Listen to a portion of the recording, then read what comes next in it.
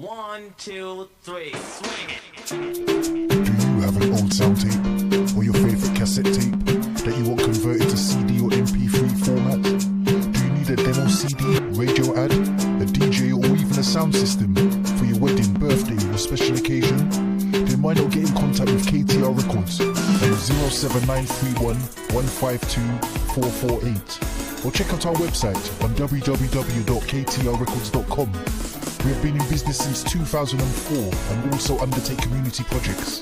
So for your remixes, duplets and all your sound editing needs, why not contact KTR Records, official sponsor of World Jam Global Radio. KTR Records, coming your way.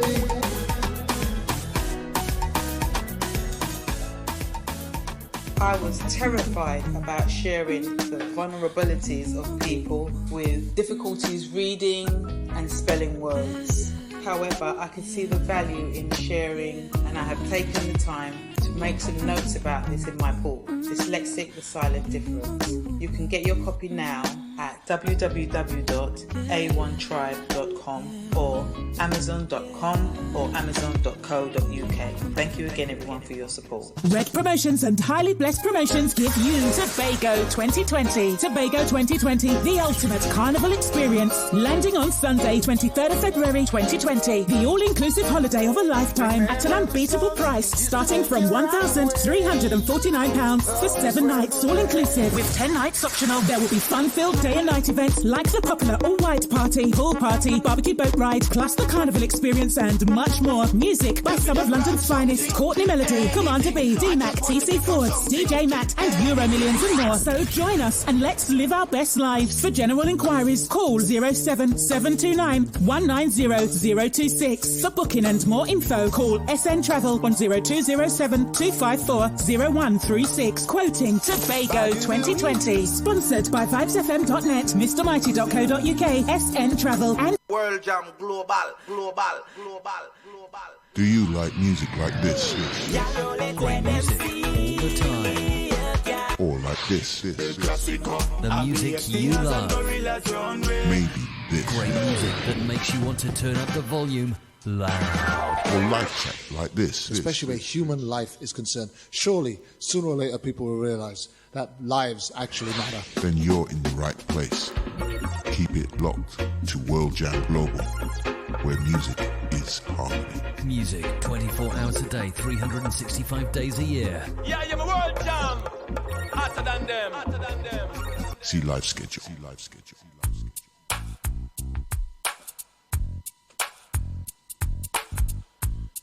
Oh, I want you to just stand by for another explosive Issues Today show live on World Jam Global Radio.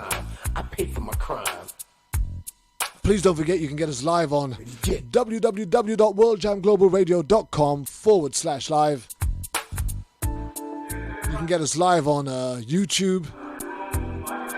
You can get us live on Twitter. I paid for my crime. That's either the Issues Today Twitter page, or you can get me on the Curvster, my own personal Twitter account. Also catch us on the TuneIn app. Back in the day, I didn't really care about the system. It was all about survival. It was do or die. But we are getting ready to go live. I was too young and foolish to stay in school. I learned my lessons in the streets. There was not a man I couldn't. Today's the last day, the last Issues Today show of 2019. Women, I had we are supported by the complete RoundTable team of Yolanda McNair, Stephanie Babb, Dee Martin, Patrick Lane, Scott Russian, and Jerry Summers. Please use this opportunity to share this stream live around the world, as I'm still in Facebook jail, unable to share to any groups, comment, or post. My time. I paid for my crime. We're going to ride through this right up until February the 14th, 2020, For my crime. when I'll get my get out of jail free card. My time. I paid for my crime.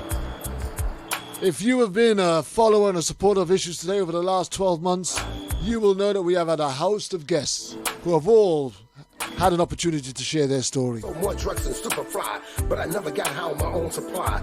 We're going to be looking to review some of them. That's why I'm telling my story to you. Talking about some of the things that are personal to us or favorites or More significantly, the stuff that stood out, The life I used to live, I talking about the things that we would like to implement and see change, was so numb, I was a real and looking forward to what we can do, influence and impact going into 2020. the real Terminator, much meaner than Arnold Schwarzenegger. I want to take this time out to thank each and everybody that have supported, and most importantly, all of those that have trusted us enough to share their story live on World Jam Global Radio and Issues Today. Prison.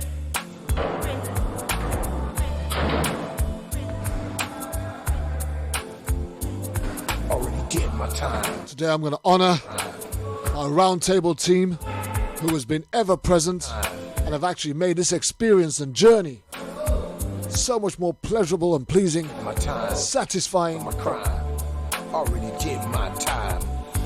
Favor my crime. Favor my crime. Favor my crime. And it's just an honor and a privilege Did my time. to be operating with such a fine team. Already did my time. I paid for my crime. You know, as a father would be, I'm absolutely proud. I am so proud I can get my of this team that we've developed. the right to vote and live like an ordinary citizen again. I can't wait to see what's going to happen next year. Yeah. If we give ourselves the same commitment, Why? contribute the same sort of passion, Man, I couldn't beat.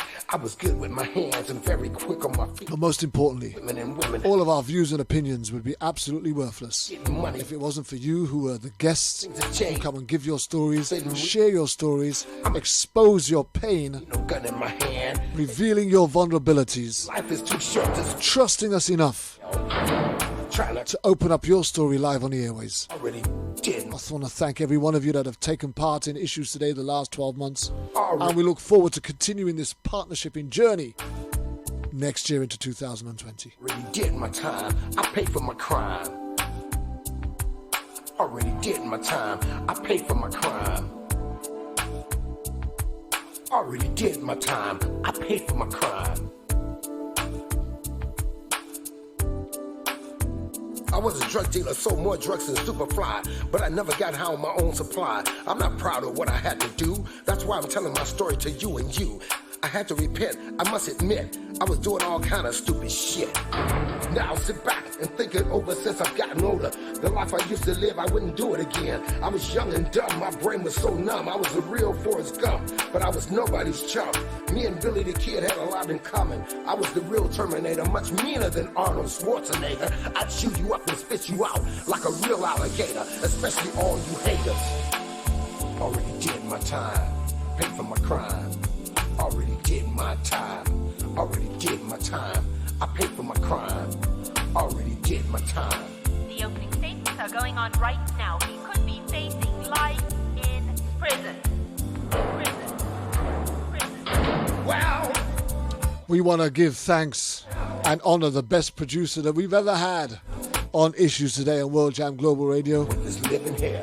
Well, Therese TJ Gallagher. That's right. the coke. She's been my producer for over a year now. Just over 13 months to be precise. Trying to cope. And we've seen a huge change, real significant change in the way we do our stuff. Super efficient. Already did my time. I paid for my crime. She's become my right hand. How will it be thy name? Don't actually feel like I would want to do it without her, to be honest. Done on earth as it is in heaven. Give us this day our daily bread. And forgive us our trespasses as we forgive those who trespass against us. And lead us not into temptation, but deliver us from evil. For thine is the kingdom, the power, the glory, forever and ever. Amen. Favor my crown, favor my crown, favor my crown, favor my crown. Favor my crown. All those drive-by killings, stop them. It ain't about nothing. He who was out sin, let him cast the first stone. I'm trying to get this felony off my back so I can get my life on track and have the right to... Whether you're watching live on YouTube, whether you're watching on www.worldjamglobalradio.com, that's our official website, or you're watching on Facebook, welcome. Knives, stop stabbing each other. Welcome to another fantastic edition of Issues Today on World Jam Global Radio. Stand by, we'll be going live very shortly to our roundtable team. Just give me a few moments.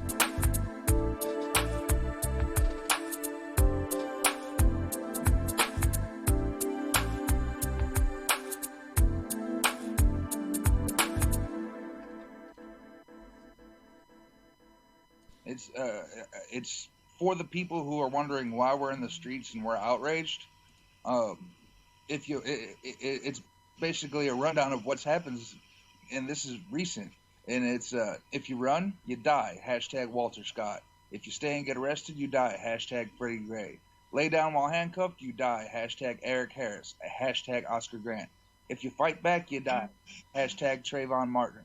If you mind your business, you die. Hashtag John Crawford. Put your hands up, you die. Hashtag Mike Brown. Proclaim your innocence, you die. Hashtag Eric Garner. Getting married, you die. Hashtag Sean Bell. Pan-sagging, you die. Hashtag Irvin Edwards. Beg for your life, you die. Hashtag Thaddeus McCarroll. Hashtag Cedric Barty.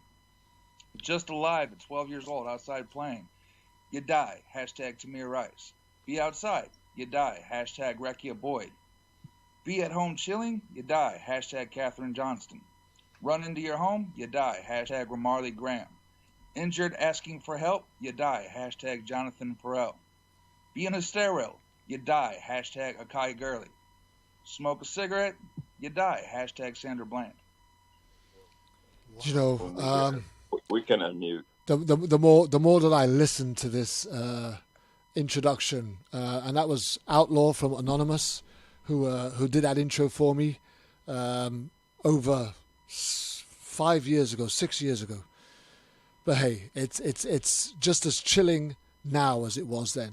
But hey, my name is Kervin Julien. This is another edition of Issues Today live on World Jam Global Radio, and I'm going to hand over to my producer, TJ Therese Gallagher, who's going to tell us what's coming up in today's show. How are we doing, TJ?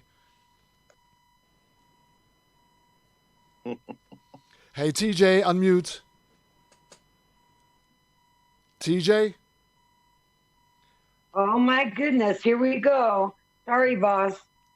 I'm here. Okay. How are you? I'm great, so I'm going to need you to do your intro. Yeah, well, it's going to be wonderful today.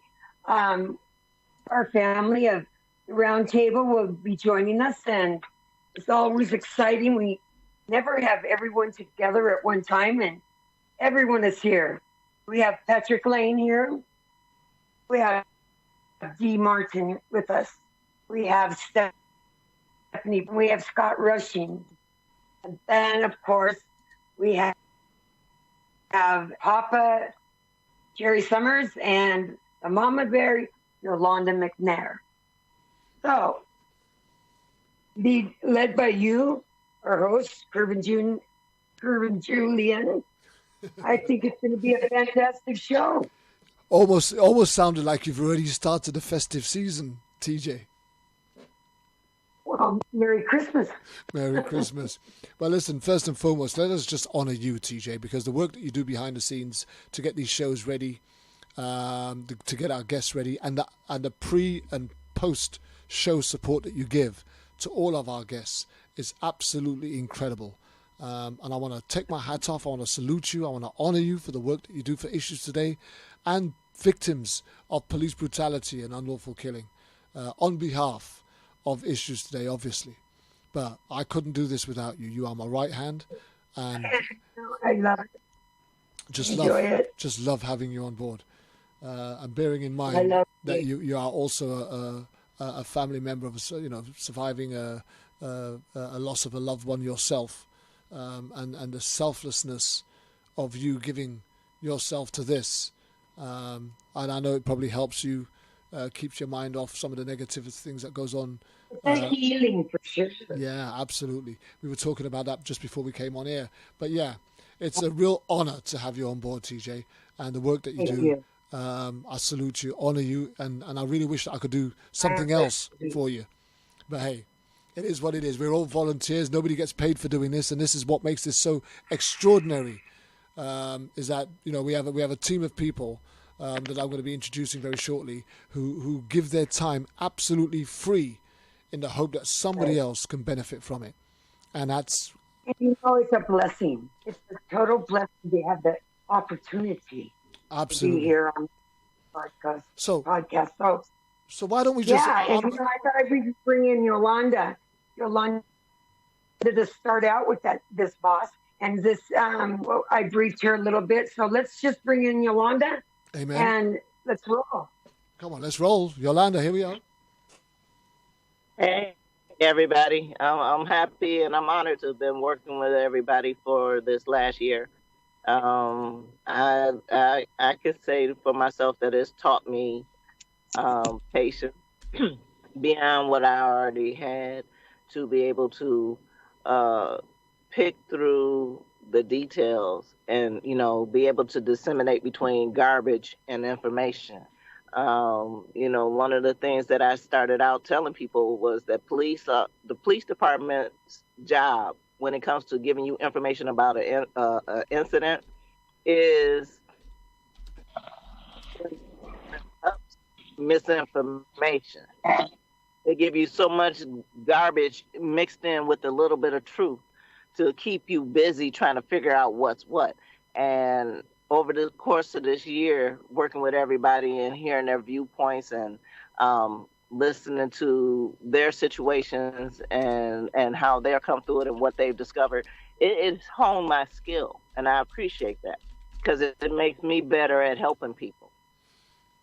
So, what is your greatest memory for the last 12 months, Yolanda?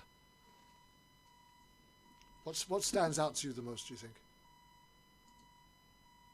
Honestly, I can't pinpoint one particular thing as far as a situation or a story, but I can tell you overall this year, it's the gratitude of those people that we help. That, I'm not looking for that. I'm not trying to get that. I don't need a pat on the back or anything like that, but it's just to hear the relief in their voice when they understand a little bit better. Yeah. That makes it work for me. Yeah. Well, thank you. We're going to be back to you very shortly. I want to bring in, that was Mama Bear. I want to bring in Papa Bear. So we're going to go to Jerry. I know Jerry has not been with us for the last few months, but Jerry is the longest standing member of the RoundTable team because the very, very, very first RoundTable that I ever did was with Jerry Summers.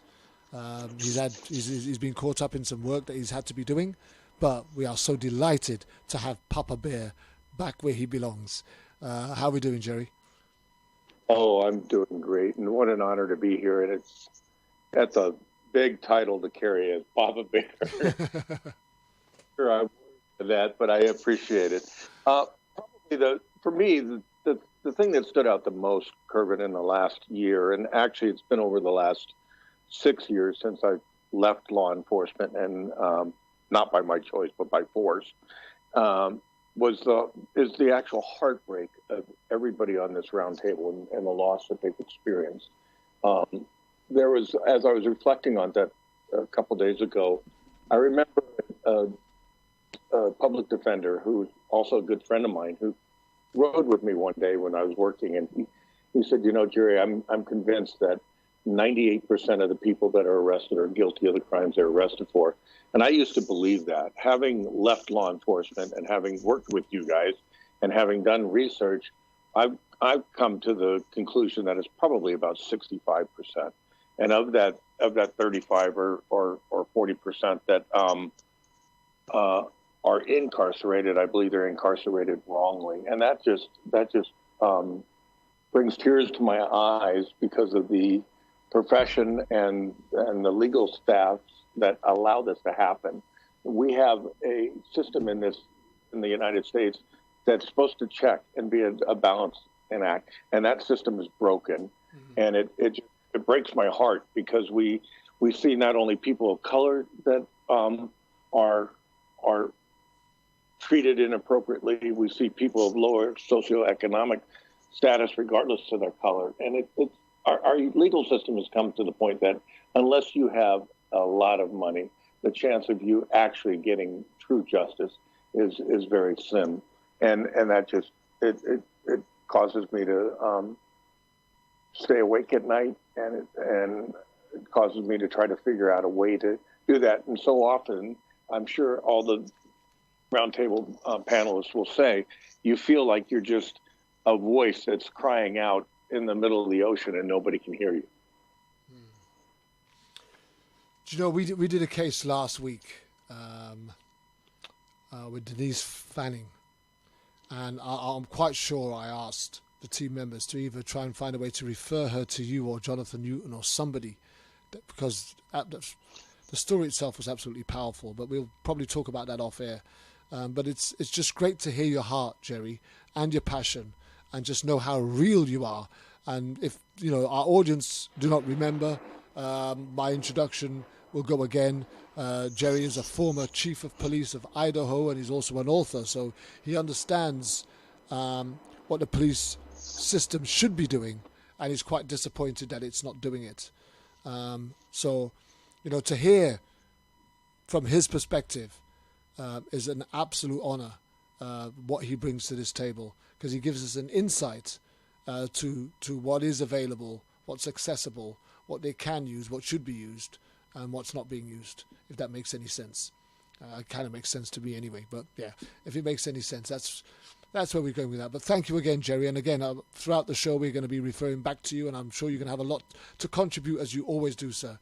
But again, let me just take my hat off and honor you at this moment in time and say, wow, what a gladiator and a champion for the cause. And we just look forward to what next year is going to bring for us all. And like you, yeah, heartbroken is a very good statement and a good place to start. So I'm going to go from Papa Bear, right to the big baby. Where is she? Miss D. Martin. Where are you, D? Good morning, everyone. How are you doing? I'm feeling a little nauseous this morning, trying to keep my breakfast down. But what I want to throw up is my gratitude and appreciation for a platform such as this. Like you said early on, before we even got on, is that a lot of families don't have the ability to tell their complete truth, not be judged, but have their situation dissected by like-minded people. We're like the 7 to 8 satellites. We connect, transmit, and deliver. And there are people out there that are listening that have not gone through such a tragedy as most of us on the roundtable, but are looking for ways to interject themselves into particular situations to assist. So I'm super, super appreciative of this platform. And you guys, honestly, you guys have grown me up and the knowledge in which I received from this platform. And I appreciate you so much, Kervin, for doing what you do and all of the things that go on behind the scenes to even make this so. Everybody may think it's a simple thing, and I don't have much to do with that. I just hear it. But I know that it's so much love, passion, and fortitude put forward to make this so. So that's not gone unseen by me. And like I said, I've learned so much from each and every one of you. Everything that we've touched on this year, we try to unpack qualified immunity. And like we said, the more I get information on it, the less I'm confused about it. But it still opens up new channels to search and see what we can do to put foot forward to make this so, and to make it more understandable. We've touched on, we've kind of seen how the courtrooms behave, that we talked about Botham Jean and how the mannerism and how everything was displayed in the courtroom. We saw some heart-wrenching stories in which we've all connected to, and we're all trying to help each other figure things out. You guys have been a sound mind for me. Like I told Teresa several times in the beginning, I'm pretty sure everything you guys heard from me was nothing but pure anger and confusion and frustration. But I'm telling you, Kervin, and some of the things that you say, I don't know how much that touches me and help me to continue with strength. I've talked to you all separately on some occasions to where I'm like, gosh, you guys just lit that light bulb for me and kind of helped me navigate day by day. It doesn't get easier, but you learn how to maneuver through what's going on. And hopefully people see that and they're able to do the same thing. And kind of this is a healing process and a huge relief and passion. And I feel the support from each and every one of you that each and every one of our stories has impacted each other tremendously, and that there's a true heart for what each and every one of you do to provide for all of us and those people that are listening. So I just tip my hat out to you guys in gratitude, being super grateful that I'm a part of the Roundtable, because you saved me from a prison sentence, and I mean that so much. You guys have no idea. But I love you guys so much, and thank you. Thank you. Well, again, what an honor it is. And you know, you're my little sis, right? That's it. We're family. And one of the things that I've loved about what you do is the freshness, the realness, and the sheer, because it's not, you call it anger, I don't call it anger, the sheer energy that you bring to a situation that just opens it up differently for me. I love the way that you express yourself as a confident young woman. You may appear to be angry, but your deliverance is far from angry. It's quite on the point. So, yeah. Absolutely. We've all lost people. Mine is very recent, and it still is just that. In the previous years, especially during the holidays, and I speak for myself, as of right now, it's the toughest time for me. So looking at how my other members of the Roundtable gets through that is a learning lesson for me. And I learned to understand the fact that my brother wasn't what happened to him. Yeah. That's not all that he is. Yeah. And so I love him more than I remember what happened, understanding that it did happen, but reverencing his life more as to what happened. Yeah. Definitely heard about it, but especially during the holidays, a lot of spirits are down. I haven't really celebrated as much as usual because of that absence, but definitely I feel the lack of. And I just want to let the families know that it's okay to grieve, and it's okay not to feel, on the top like normal. But we definitely have to work towards that and learn to use all that, confusion and frustration and loneliness. And at times, those people that we lost were the ones that got us the most. But we can still speak to them. We can still speak, and the situation is they're still here, because that's what gets me through. So we are definitely not alone. There's other people going through what we're going through, and to be able to talk about it is healing in its own. Amen. Amen. Thank you very much for that, Dee. I'm going to skip to Mr. Scott Russian and bring him in for his first and early observations. Can you hear me okay? Absolutely, Scott. And team. Yeah, Andre Gladden is on my mind this week. All these stories, they do, I'm having trouble. I'm sure some of the Roundtable members are keeping them all, but the overwhelming, pattern of these brutal police killings and the cover-up and the misinformation that the system does to the family, this pattern was just really on display with Andre. And we know more of Andre because of Dee, and it's just breaking my heart, just the way the system abused not only Andre but now the family with the legalese, with the And frankly, Dee, that's what I'm dealing with my son. I think one of the things I've learned, Kervin, this year, and that's been reconfirmed by these stories, is that the system, the legal system, the law enforcement system, is definitely skewed. Not it's screwed up, but it's skewed towards the prosecutorial side. Really, the defendants, as Jerry said, and the suspects, the victims in our cases, the system is just built to fight us and beat us down. To get justice is virtually impossible. That doesn't mean we shouldn't try, and I'm sure that's why we're all here. That's why I'm here. Your program is so important because it puts a presence in social media. I'm sure you're aware of it, and I hope there's people listening across the country, across the world, to the UK, that when you do a program, it's out there in the world forever. And anybody at any time can go back and listen to these powerful programs and hear through the social presence that you've created, and now with Teresa's help, it's just improved and getting better.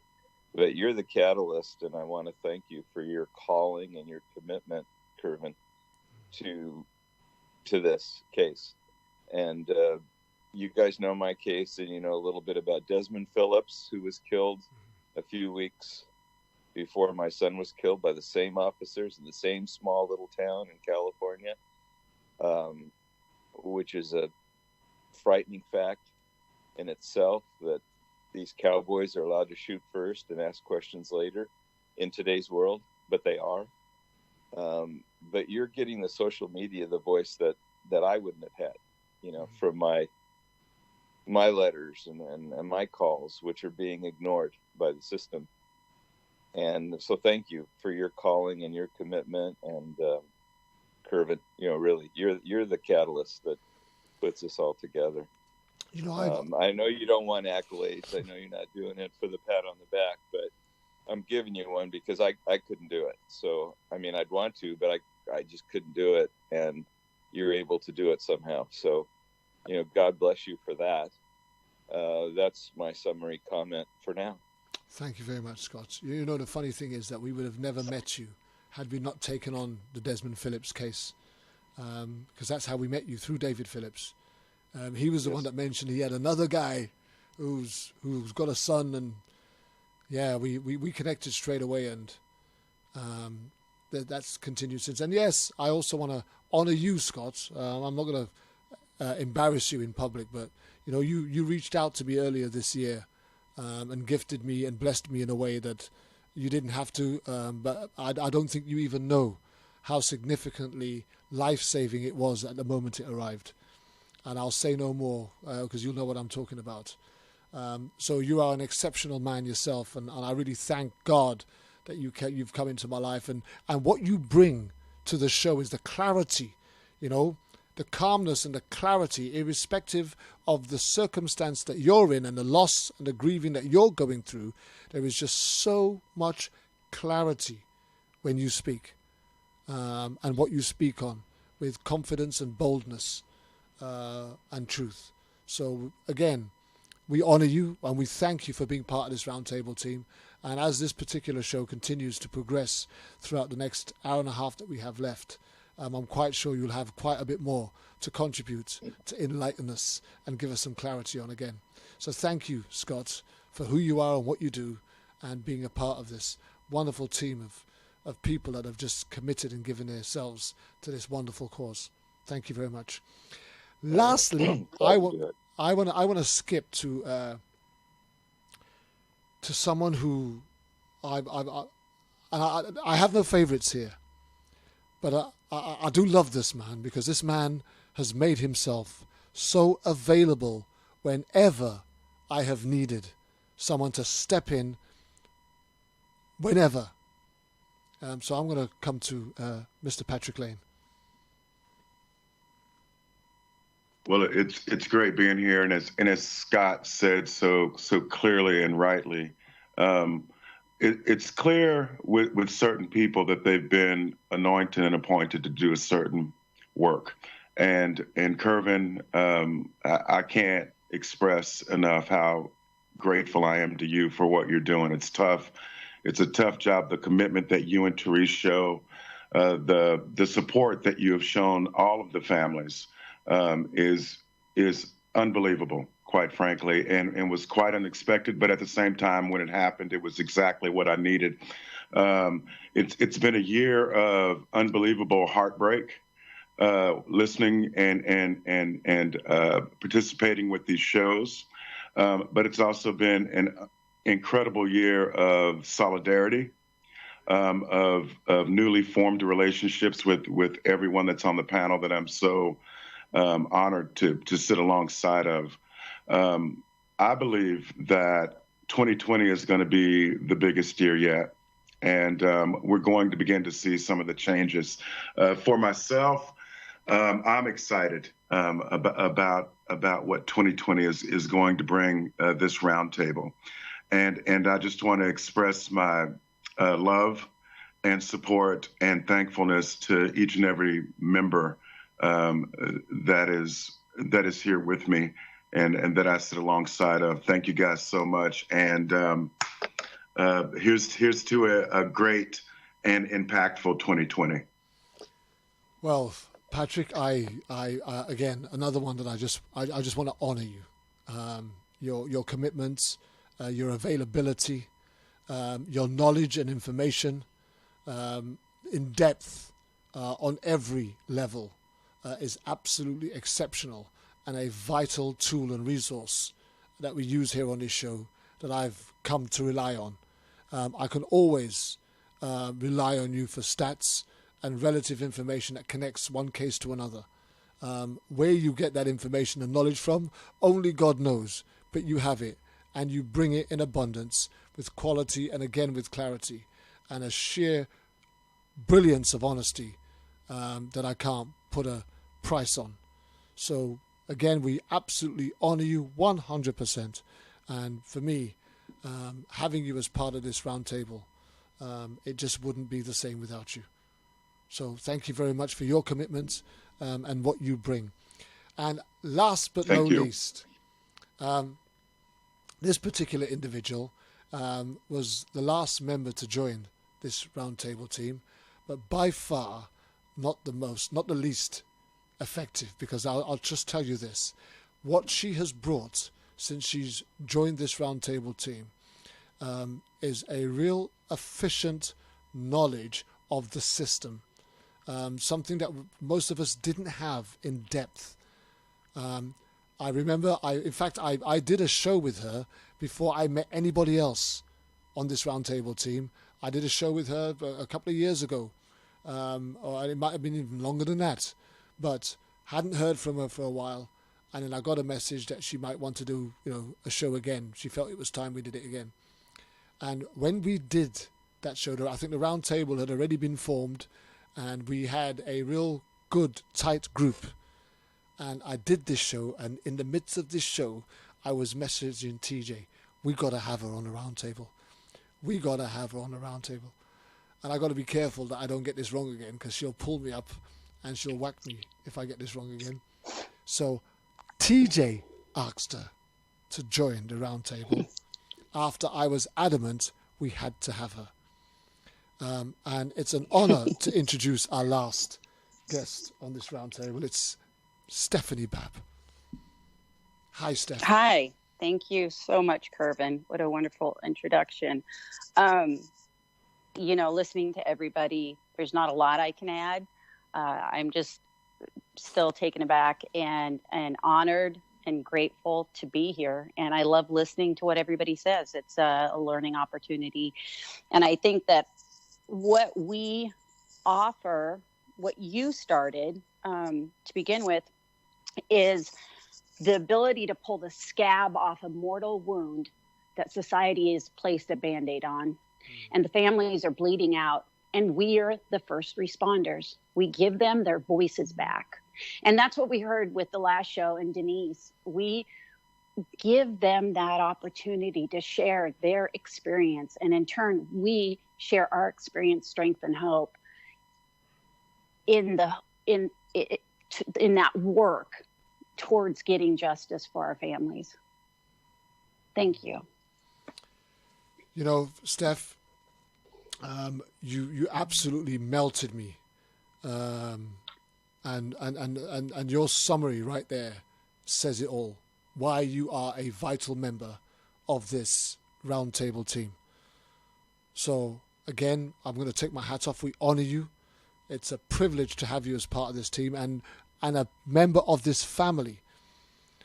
And we just look forward to seeing what else we're going to do as we tie these up. And another one that's made herself absolutely available and accessible whenever we've needed somebody to step in. So well said, Stephanie Babb. Thank you. We salute you. Now, we're really running into this, but she's not going to get away with it. So over a year ago, I was in a position where I had literally produced the show myself for about nearly 2 years. Produced it, presented it, and a lot of work goes into getting this show ready, looking for guests, lining the guests up, getting all the information available, making sure they get connected on Skype and have all the rest of it, emails and the case history, etc., and making sure that I've got enough bookings. It was a lot of work. Prior to this, I'd had 3 previous producers. Linda Sue was my very first, and unfortunately we talked about her just a couple of weeks ago. She'd passed away. Her dear friend Teresa Calderez was my second, and she lasted sounds wrong. She was about for about a year, almost 2 years, and did another absolute brilliant job, but then she moved away, lost her internet connections, etc., and had to give up the role. And the third one was somebody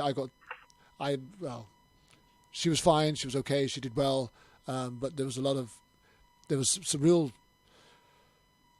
consistency issues was what was taking place when I decided that I was going to just have to take this up and do it by myself for a while. But the workload got really heavy. Not heavy to the extent where I stopped enjoying it, because I never did. Never did stop enjoying it. I love doing this, and I've always maintained my passion. But I knew that, you know, with the way my work was going and everything else was going, and the charity work that I do with the homeless, and this, something had to give. Either I got some help, or something was going to collapse, whether it be my work, my charity, or maybe even this. And I didn't want this to collapse.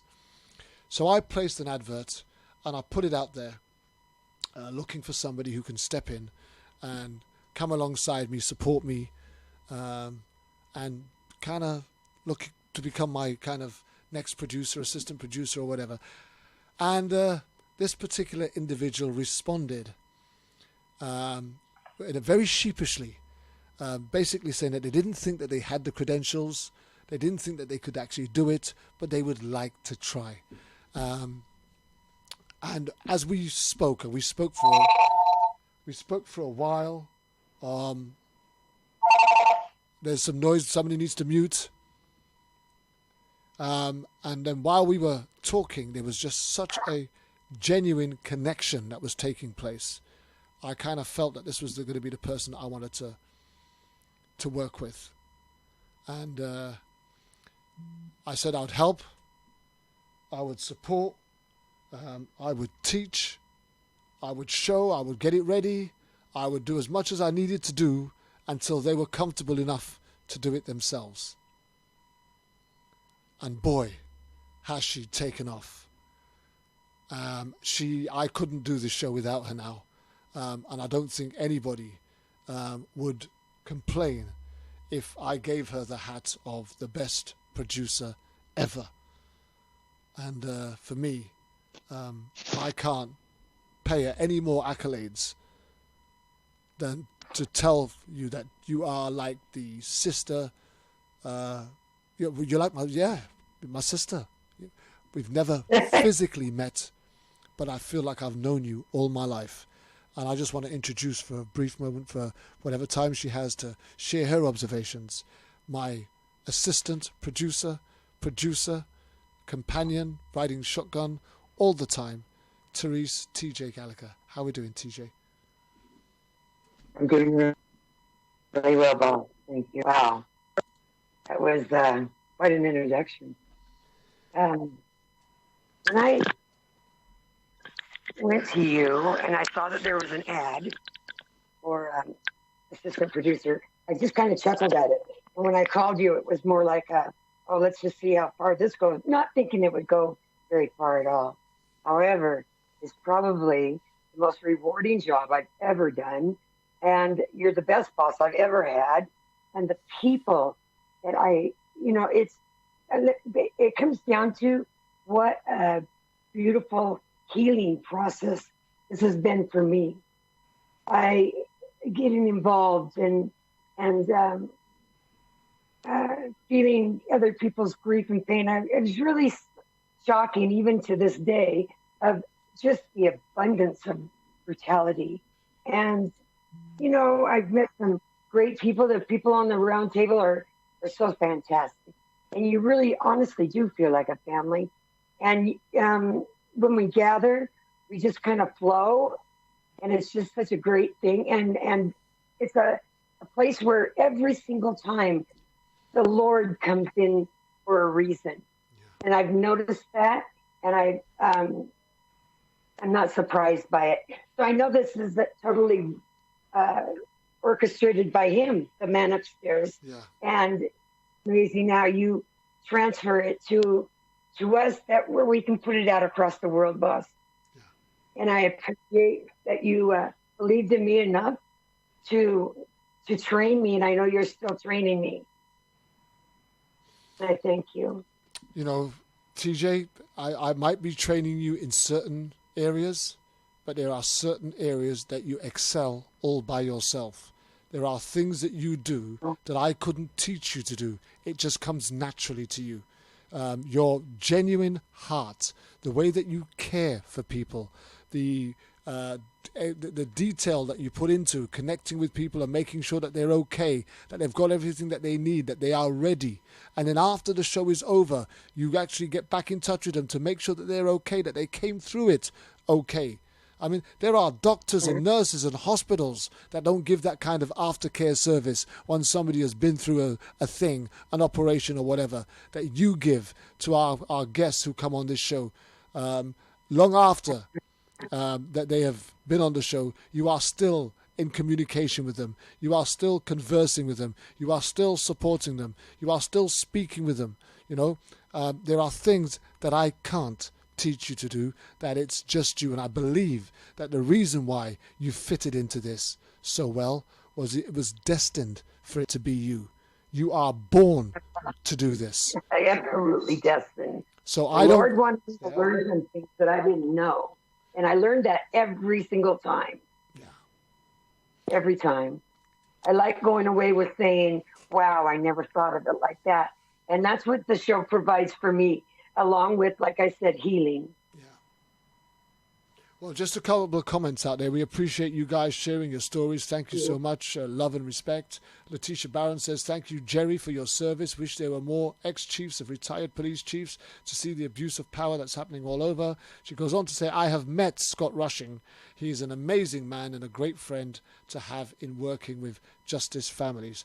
Thank you. Just some of the comments that we see coming out live as we broadcast.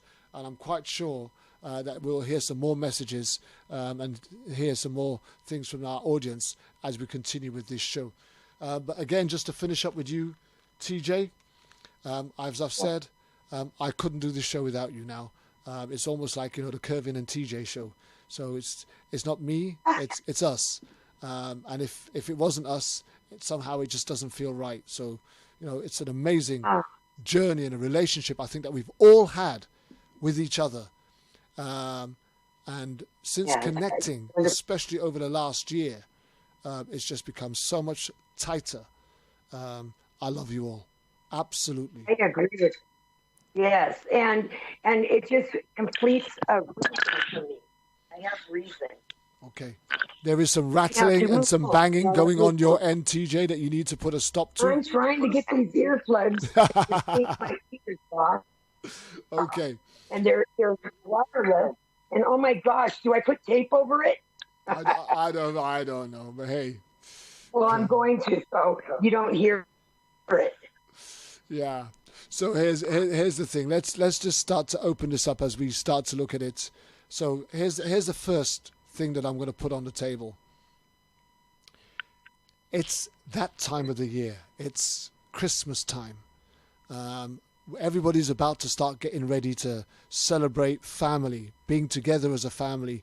We've got the issue where it's Jesus Christ born and that thing. There's the gifts and the presents of people sharing, but the most important thing that takes place at Christmas is families normally get together. They sit around a table, they have a meal, and they celebrate each other. I know as a child, I always used to look forward to Christmas because it was a time that the family members that I hadn't seen for a long time and most of the year, I was going to get to see them at this time, either by going to their homes or they were coming to ours.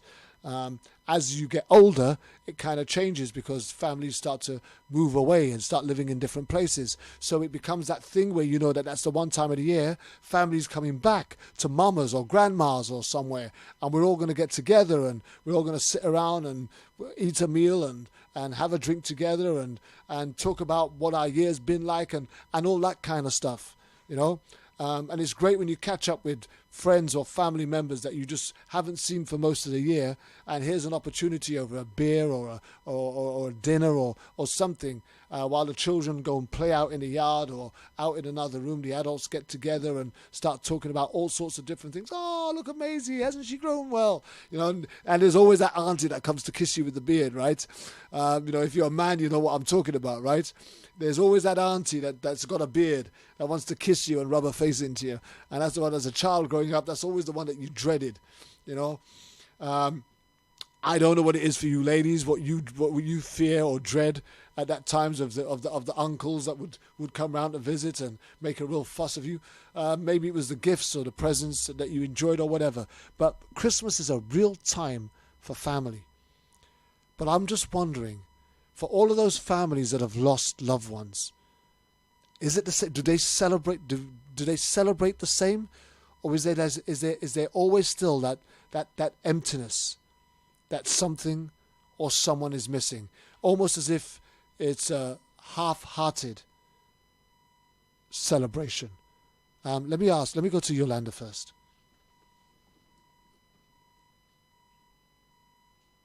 I'm gonna be honest. I don't celebrate it the same, and actually, I don't even like it anymore. To me, it's just like Thanksgiving. It's that painful reminder that there's an empty plate and seat at the table. There's that missing laughter, and it's that one hug that you want Santa to bring you, and it's not coming. I don't celebrate it the same. I try to do as much as I can for my grandkids to keep it on a level of normality, but I don't feel it. I don't, and right now it's so commercialized. I don't want to be bothered with it. I literally just had the mail lady hand me my new laptop. Wow, I get that. Stephanie, I want to jump in with Stephanie if we can. I'm right here. Yep. Your thoughts on Christmas? Well, that's a hard one. I'm working like 4 different jobs right now, and picked up some work every year. I do the Christmas tree lot, and there's a family that does it, and they're good friends of mine. And I saw the daughter and son, and they're grown, working together, and it was a moment of for a second I had a thought of my brother and was thinking in real time like he was still here, and it took a second to realize that he's not. And then when that happened, the feeling was overwhelming. And no, holidays are never the same. And it's always hard. Right now, this month, I had to move unexpectedly. And so that's been difficult. It's hard to get in the spirit when I'm trying to unpack out of boxes and get the Christmas ornaments up and that kind of thing. You guys, the consistency of doing this every Saturday has kept me somewhat sane. It's the time I take out of what I do to be present, to be here, and to be heard. And that's a huge gift to me. And that's what I want to represent. That's what I want to give back this coming year. And that is happening. It's crazy how this worked out because, I had to move. I had no idea where I was going to go. Literally, I'm a single mom. It was so unexpected. I had a short period of time to find a place, and it just so happened that I took a chance and asked somebody that I knew what they were doing with this empty building they had next to their house. And it turns out it's a full functioning sound studio.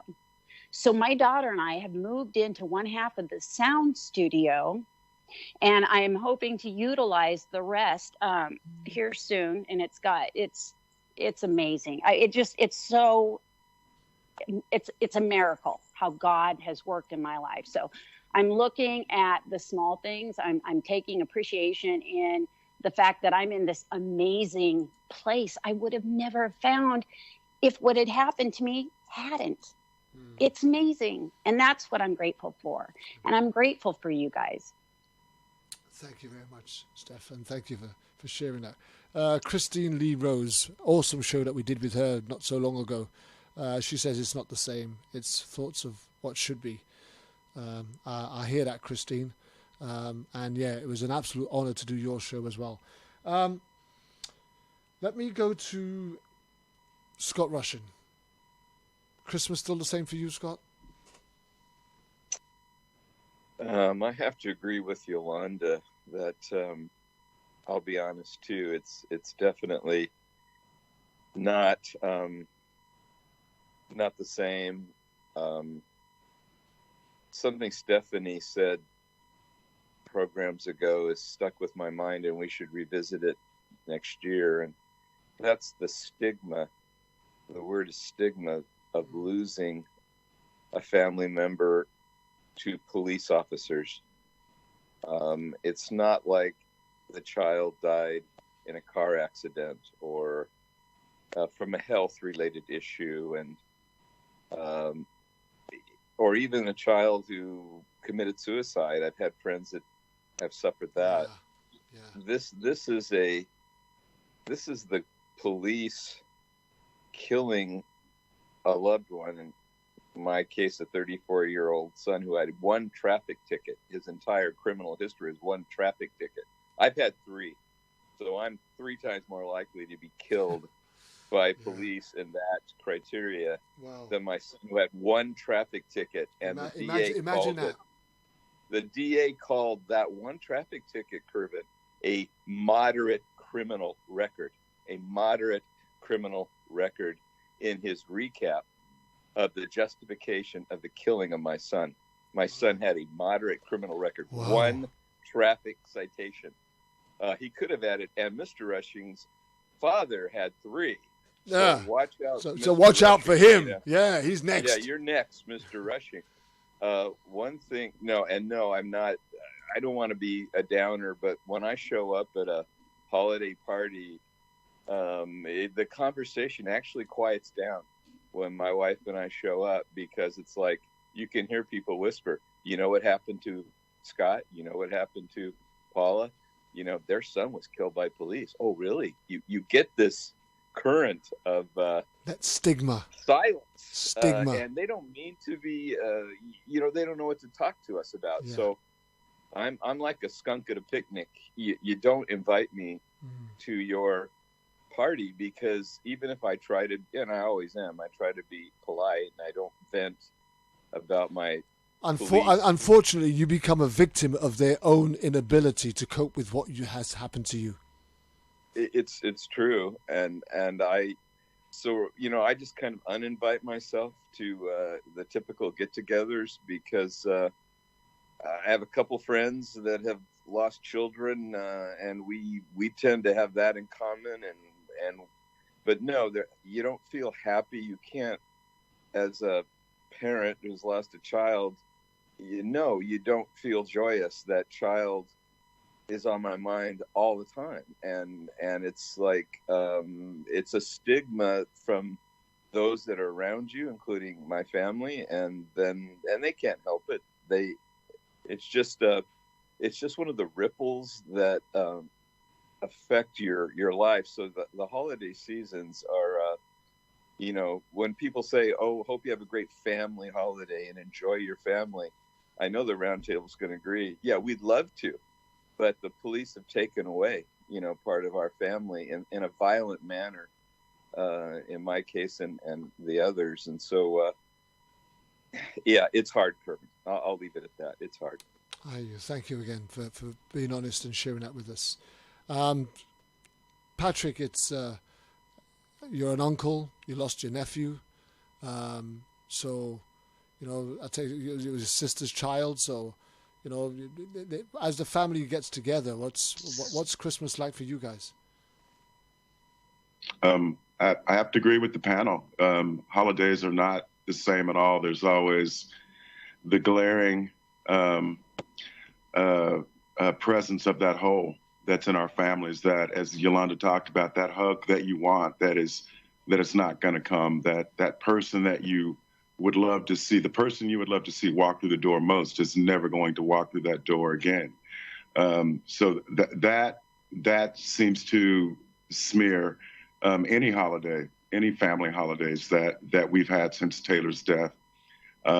So holidays are quite, and I think, as Scott said, this is the ripples, and often for people who haven't been through this, it's what they don't see of what happens after something like this happens to a loved one, is that your family and the activities of your family are forever changed from that point. So, yeah, holidays are not at all the same. I'm with Yolanda and Scott and many others. I don't particularly enjoy them at all. So. I'm kind of feeling all your pain. I'm going to bring in Jerry just very quickly, because me and Jerry are the only two that really don't have that kind of experience to share. But Jerry, as a bystander, as a listener, as a former chief of police, as an author, as somebody who understands the criminal system, the justice system, and its failings, what goes through your heart when you hear this pain that all of these guys are going through? That Christmas isn't the same for them anymore.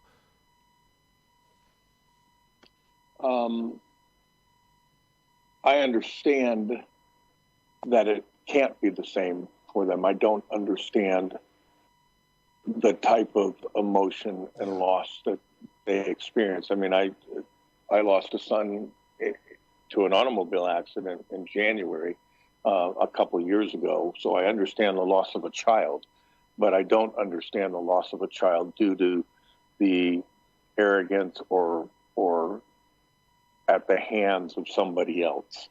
And I never will be able to understand that. It breaks my heart. From a law enforcement standpoint, I understand that the holidays is always a difficult time for people who have suffered loss. It's a time in which there is huge depression issues that normally wouldn't be there with an individual, or it's a time of increased suicides. There are risks that people just get to the point where they break and they can't handle it anymore, whatever that loss is. And so my heart goes out to each and every member of the panel. I mean, I'm sitting here with tears rolling down my face right now, not being able to give anything other than condolences, and it's so shallow. Yeah. And I understand Scott's position, where you walk into a room and people just don't know how to deal with you. From a different perspective, not from the loss of a child, but so I guess the only thing I can say is I pray for each and every member of this panel on a regular basis. I'd love to say that I do it on a daily basis, but it's on a regular basis. Yeah.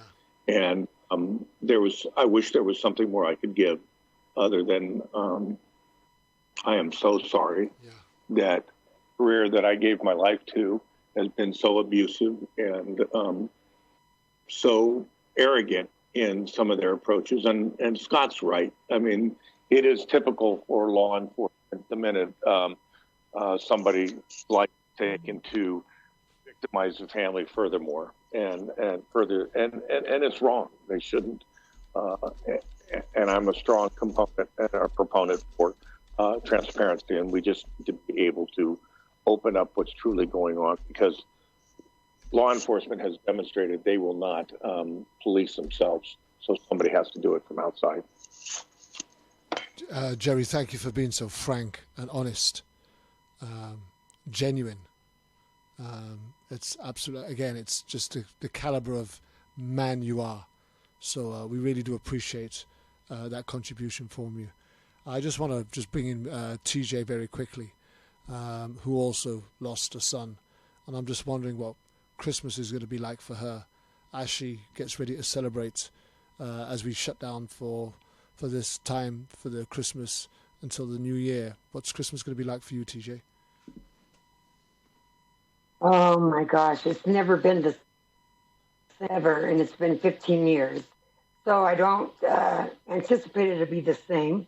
The empty chair, like everyone's already stated, it's profound. It's just, it never goes away. You can't just eliminate it. You don't, it's like a constant in your mind the whole time that you're with your family, because it was so much a part of your family. And, but I have a lot of grandchildren that need their Nana, and we move forward and we move on, and we don't forget, and we talk about Trev, and I just want them to always know who their uncle was, and that he mattered, and that we live in a very unjust world, very unjust. But I just have, you have to live in the moment. You have to be right there in the moment. And with the Lord, the comfort of the Lord, you somehow just get through it day after day after day. The holidays are the worst, because that's when we physically are reminded that we're gathering as a family and loved ones. And so, it probably will never be the same again, ever. I don't anticipate that. I anticipate maybe it'll get better every year, just with the joy I have to give to my other grandchildren. I mean, I could be, be down and out and in the dumps like I'm feeling, but, what we put out is what we get back. And if I could put a little joy out, they sure give me a lot of joy back. Yeah. I get that. Thank you very much for that, TJ. We've had a lot of guests over this year. Denise Flannin last week, Christine Lee Rose, Annalisa Thomas, Maria Kofinko, Tonya Brown. The list really goes on of some real, qualified guests of police brutality and unlawful killing. And in this year that we've operated as a roundtable, first and foremost, I just want to thank you guys again for the amount of times that you guys have stepped in when we've had a failure or somebody that couldn't make it at the last minute. We've been let down by a guest who's not been able to make the show for one reason or another. But every time that you guys have turned up and made sure that the show goes ahead, something of quality, of worth gets out there. It's an absolute amazing gift that you guys have and commitment that you have to this show, and I honor you in that. Looking at all of these shows that we've done this year in particular, especially involving the roundtable, one of the things that have really come out of the show that I believe that we've been able to bring to the surface and bring an awareness of, and start to bring an understanding of for many people who didn't even know of his existence, let alone of its significance, is qualified immunity. And I just want to, and I know we've talked about it a lot, and we had Seth Stoughton on the other week who unpacked it for us in a great way, but the significance of bringing qualified immunity to the forefront of people's mind as far as police brutality or unlawful killing is concerned is significant for many reasons. And I'd like to basically ask the panel for some of the reasons that qualified immunity has stood out for them. And I want to start with Scott Russian. All right. Let me just start by reminding the team and listeners that I had never heard of that phrase before until I had my first meeting with an attorney about 3 or 4 days after I was notified my son was killed. And I had an initial meeting with the district attorney, who is a very pompous, kind of a conceited, egotistical person, which is, I think, probably a trait of district attorneys in California anyway. And after I met with the district attorney, I knew my son's killing didn't add up.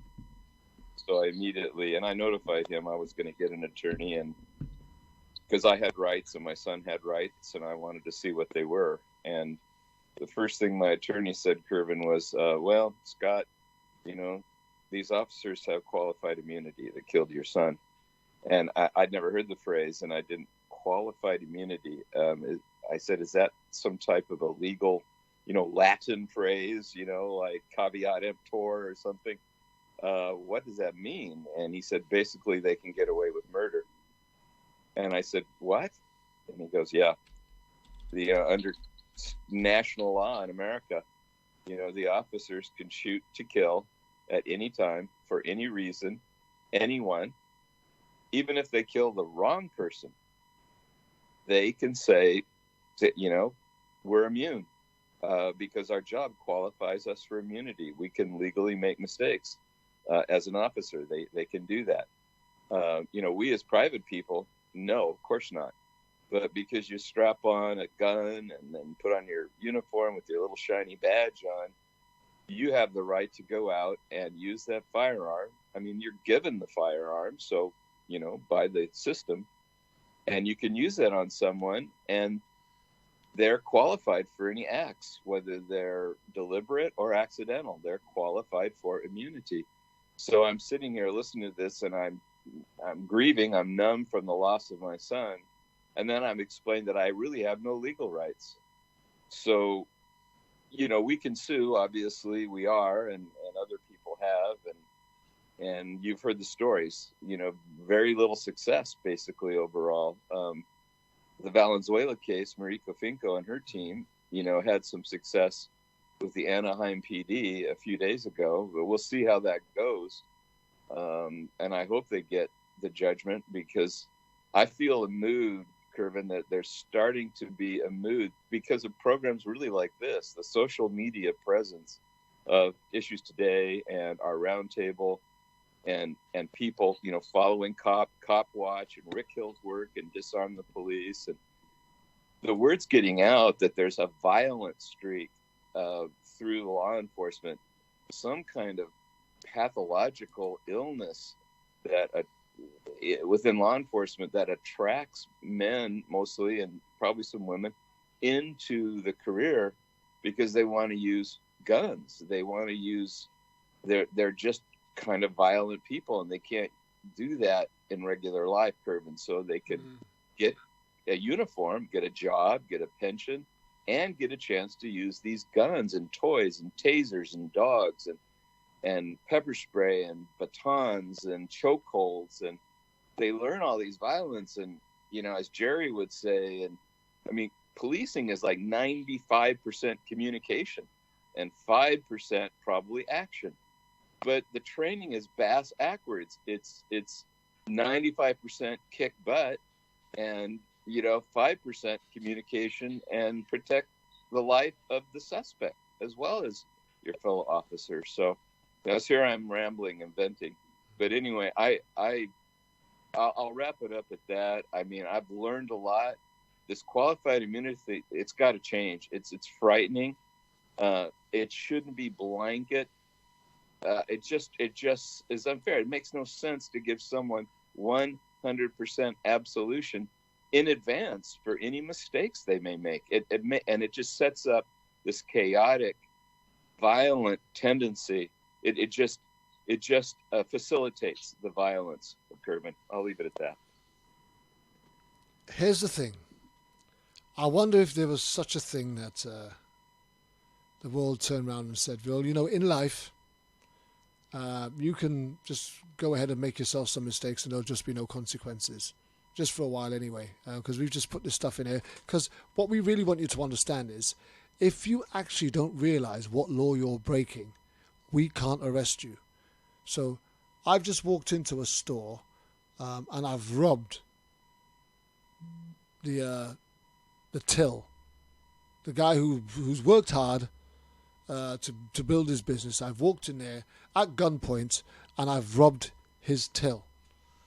And so now I get arrested and I stand there. My lawyer, my ace lawyer with a $2,000 suit and a crocodile skin briefcase stands up and says, well, ladies and gentlemen of the court, Your Honor, and everybody else watching, we're going to chuck in the old qualified immunity card because my client was not aware that by walking into that store and pulling out his gun and robbing the store manager of all of his money that he's worked hard to build his stock with to sell to the general public, he wasn't aware of which one of this guy's rights he was breaching. So there's actually not much you can do about this because he does not understand what law he's actually broken. Now, based on what we've heard and read and what Steph Stoughton unpacked with qualified immunity, that's kind of what it sounds like for a police officer who, because remember this word reasonable, we challenged this word reasonable. We've challenged this word reasonable on several occasions. What does this reasonable thing mean? That any reasonable officer would know or wouldn't know that it was a breach of someone's rights or not a breach of their rights. And if I wanted to plead ignorant and say, well, I don't understand what rights I've breached, I wonder what our world would look like. Now, I know I'm being ridiculous here because there's absolutely no way that Joe Public is going to get qualified immunity in his favor. But how on earth can you justify qualified immunity under the heading of what any reasonable officer would understand to be a breach of someone's rights when you're shooting people 9 and 10 times in the back? So on one occasion, 76 bullets it took to take out the life of a particular individual. Well, it didn't take, they're probably dead by the second or the third, but they still emptied out another 73. I'm just wondering, from a policeman's point of view, Jerry, how does qualified immunity even have a leg to stand on? Let me try to take some of the emotion out of this. Absolutely everything you've said is absolutely true. There's also a positive effect of qualified immunity, and that is under qualified immunity, you have to be either grossly negligent or incompetent to lose qualified immunity. That's a broad standard, and I believe it's too broad. There are mistakes that are made that don't necessarily rise to the loss of somebody's life, in which qualified immunity applies appropriately. The problem that we're having with the qualified immunity statute is it's being abused. Yeah. And it's been abused in the court system for a long, long time. Obviously, I can't justify the shooting of somebody 9 times in the back or 76 times. The training is such that you shoot until the threat stops. The threat stops. That can even get to be too far. And like Scott said, and like I've said a long time ago, police work is probably 97% communication and 3% action, and yet it's backwards. The officers tend to go to action. I was watching a show, something on YouTube the other day, about a female officer dealing with a guy who was obviously mentally challenged, and the officer kept pushing the issue and kept pushing the issue and kept saying she was going to touch him, and he said, "Please don't touch me. I'll do what you want, but don't touch me." And she kept forcing it. Finally, the mother shielded or attempted to shield the son, which was a big guy. He was over 6 feet, and she was probably 5'6" or 5'7". Tried to shield him, and the officer shot, wound up shooting the mother. The man then took the officer's gun away from her and shot her. Did not kill her, but shot her. And as I was watching that unfold, I thought, that was something that was escalated to the point where it became violent and could have become fatal, and it didn't need to be. And we see that over and over again with law enforcement interaction with people, is that it's I'm the cop, by God, I'm telling you what to do, and you're going to do it whether you like it or not. And if you don't, we'll force you to. In fact, there's a law enforcement agency in Idaho whose philosophy is, I'll ask you once, I'll tell you, then I'll make you. And it goes from 0 to 3 seconds, where you go from do this to dogpile the person and take them into custody. And it's wrong. I mean, yes, there are some inherent dangers of being a law enforcement officer. There are some inherent challenges that go with that. But you also know that going in, and you sign up for that when you go up for that.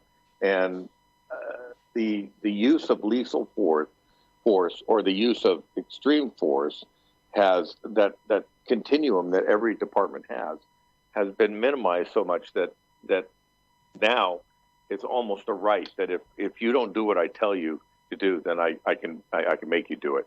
And we need to get back to the point where officers will speak out against other officers' actions, because until they do, it's going to be very difficult within the court system to get around the qualified immunity.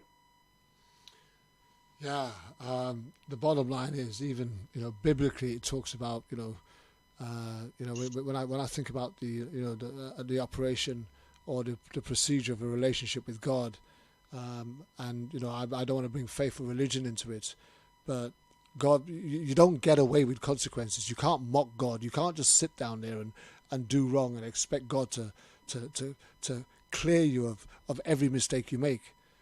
What you hope for is that, or what we do know, what we believe by faith, is that He walks with us in the consequence.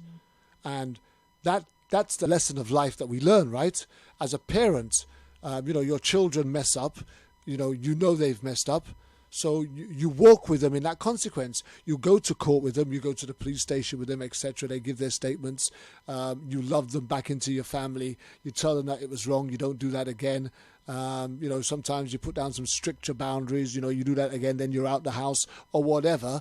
But as a parent, you walk with them in that consequence. You put in new boundaries. You re-educate in another way. You look for where you might have lacked in the training or the information that is being transmitted, and you hope that they pick that up and they don't go back out there and do it again.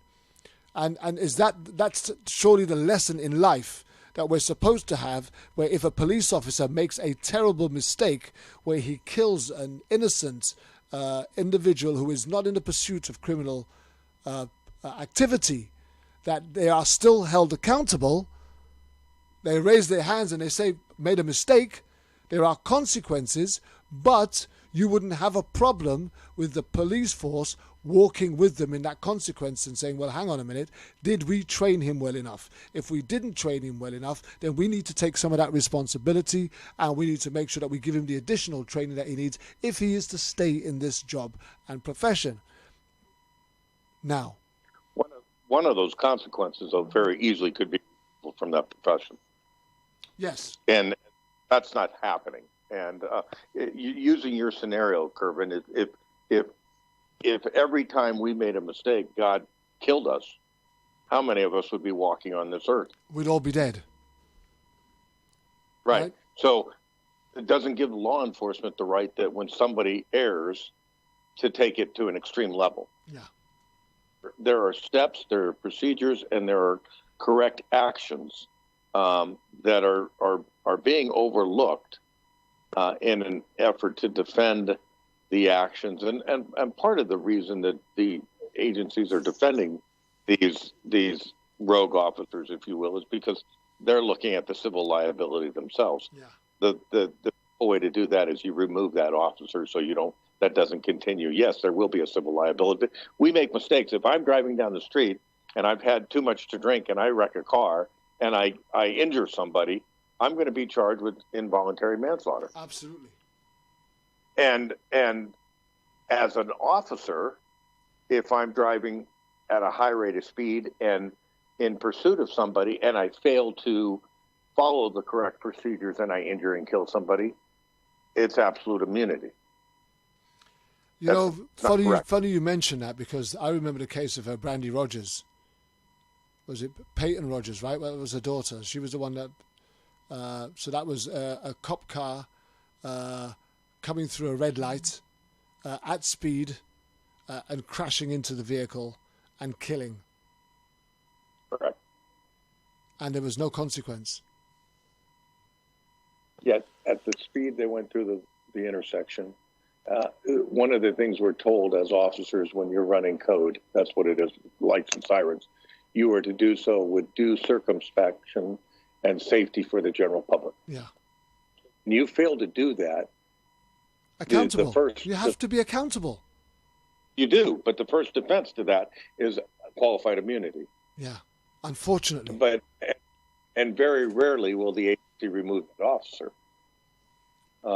So it's a twofold problem. One, they keep the officer who was wrong by their actions. And two, they defend the officer's actions by qualified immunity, which tell everybody else, I can be a little reckless. I can do those kinds of things because the chances of me being held accountable are going to be minimal. It's a culture. It's that get out jail free card. Yeah, and it's a culture within the United States. And your scenario, as absurd as it seemed, walking in and robbing a store and not knowing, it was spot on. And until the general public sees how ludicrous the use of, or the injudicial use of, qualified immunity is, we're going to continue to have a culture that allows for the kind of tragedies that everybody on this panel has experienced, except for maybe you and I. Yeah. Thank you very much for that honesty. I just want to one more person I want to bring on qualified immunity, because I remember just how gobsmacked he was, is the word that I'd use, when qualified immunity began to be unpacked, and that's Patrick Lane. Your observations on qualified immunity, what it said to you, and where do you think we go from here with it, Patrick? Thank you. The first thing I'd like to say about qualified immunity is that the knowledge that we've acquired this past year about exactly what that act does and what it is has given us a point of action that we can focus in on. The laws governing qualified immunity vary state to state. So I've come to the position that the most effective actions that we can have are on the state level, and getting them to change laws, and actually going to politicians or people that are running for office and asking them, requiring them to answer what their positions on police. That's it. On police being accountability, and then voting. That's going to be so important. Something that I don't think is really talked about a lot when it comes to qualified immunity. I think the nation, as Jerry said and Scott said, are waking up to the situation of the culture of police in America. But something that's not really spoken about is the toll that it takes on these officers themselves. And when I look at the numbers of officers who are committing suicide every day in America, who have the highest rates of alcohol and drug abuse, spousal child abuse in their families, divorce rates are off the charts in that profession. This is having an effect on the officers as well. And I guess my point is that making the needed changes to that qualified immunity ruling will not only benefit the citizenry, it will benefit the officers as well. So going forward in 2020, I think that qualified immunity is that one actionable thing that we need to be focused on. Absolutely awesome. Thank you very much for that, Patrick. So for me, yeah, I agree that qualified immunity was one of the biggest outcomes of this year for me. What we learned from it, how we was able to unpack it, the strength that we drew from it because we now understand what it is, and the fact that we were able to send that back out there again to many people who actually didn't even know of its existence. Now they all of a sudden began to understand why it was they were not able to go ahead with successful prosecutions in various aspects. I think was one of the most powerful things that I learned this year was the concept of qualified immunity. And I'm really looking forward to see how we influence the dismantling of qualified immunity from the Officers' Bill of Rights as a tool, as a weapon, defense mechanism that law enforcement uses in order to protect highly guilty individuals who should have known better, way beyond the reasonability that they're asking us to consider. Now, I'm not going to cut short the argument of qualified immunity. I'm hoping that we can get back to where we go with it just shortly before we finish at the end, but I'm quite mindful that we are 30 minutes short of finishing the show. And there was one other issue that I really wanted to bring to the forefront of this review of 2019 as one of the biggest impacting issues that we have seen in police brutality and unlawful killing, and that is the issue around mental health. So for that, I just want to bring in Stephanie Babb first, and then I'm going to bring in Dee Martin to talk about the impact of mental health, unlawful killing, and how it's escalated to such an extent that there seems to be no control over how police react to an issue where mental health is clearly at stake there, has been identified as the root cause to the problem that the police are responding to, yet there is no experience in police officers being trained or equipped to be able to handle the scenario any better. Come in, Stephanie, and give us your thoughts on that, please. Hey, Kervin. Yeah, you're exactly right in saying that. Here's the unfortunate thing is most cities actually have different places. They have facilities that respond. We have Eugene, Oregon has Cahoots. Portland has Project Response. The problem is they're not utilized. When you call 911, it gets dispatched directly into the police station, and then they go to respond to these situations. There are programs like Memphis, Tennessee that work, and they work amazingly. The statistics from the Memphis, Tennessee model is so phenomenal. You have to ask yourself, or I do, why aren't we using these models? Why don't we train like in Memphis a specific amount of officers, which they volunteered to do so. They have the tenacity, they've got the personality to be able to respond to those kind of situations. You're dealing with a lot of people who are repeat offenders, the same kind of break laws that they break and whatnot. And it comes down to financial. A lot of it, police officers have quotas they need to fill. It's an easy thing to do to go ahead and arrest somebody is going to be breaking a law, whether it's camping in the wrong spot if they're homeless or public drunkenness. I mean, just it goes on and on. and I can't say enough about the Memphis, Tennessee model. Cahoots here in Eugene is starting to pick up. And the problem, what had happened is they'd showed up to my brother. My brother's VA therapist had done a well check to the police to check on my brother, who's 100% disability for PTSD and TBI. And the police show up knowing he is a veteran. Their excuse was he was a veteran. So they show up with a SWAT team and put snipers on his neighbor's roofs. My brother was unarmed. He was in his own home. He was having an emotional crisis in the moment and knew full well what was happening around him and kept coming to the door and saying, "Get the fuck off my property. Leave me alone." His roommate exited, the whole thing. The police responded exactly the way you shouldn't. And in 45 minutes, my brother lay dead in his own doorway. So what do we need to do as society? We need to address this. We need to separate the difference between what is a mental illness issue and what we can respond to, and what is breaking a law. What are the differences? And I believe personally, we need a separate call center that responds directly to that. We come up with another 3-digit number that people can call and get a response to a mental health unit, a crisis unit of first responders that can come and help.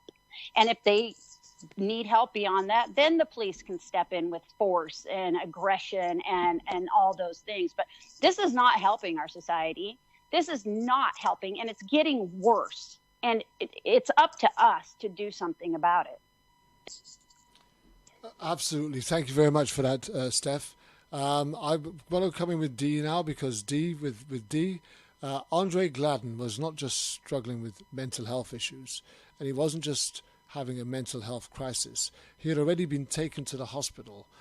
He had left the hospital. Unlike Captain Brian Badboy, he had a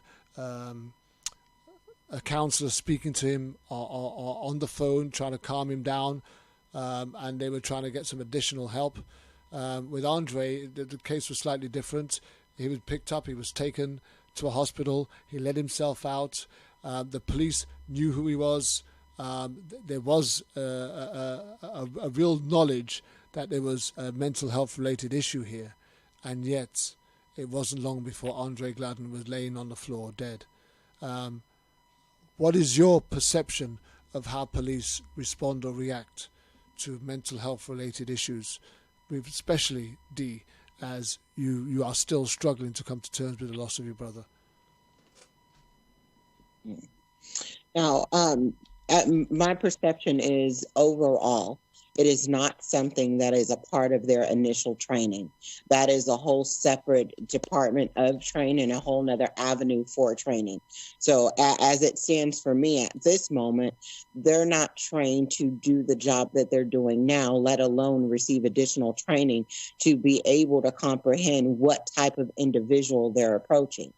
Now, if we remove all the facts at hand, once a police officer approaches a victim, a person in general, they have no idea of their mental capacity. They can only assess their behaviors. So if we wipe away the fact that this person had schizophrenia, this person had bipolar, whatever, I feel like when we hear these things these incidents on the news in regards to a black suspect, a white suspect, a person suffering from mental illness, bipolar, a person overdosed on so-and-so, these are things that you're finding out after the fact. But the police officers are the first responders. So they're supposed to be the first responders. But if they're quick to make these assessments, whether this person deserves the chance to have the situation assessed to be able to provide the service in which they need, then that's completely different. But the police officer, it's not like they're stamped with this sign that says, oh, I have bipolar, I have schizophrenia, I have this issue. They're not being given the opportunity to be heard in a situation. because there are these demands that are being spewed out and either, comply or die, type situations.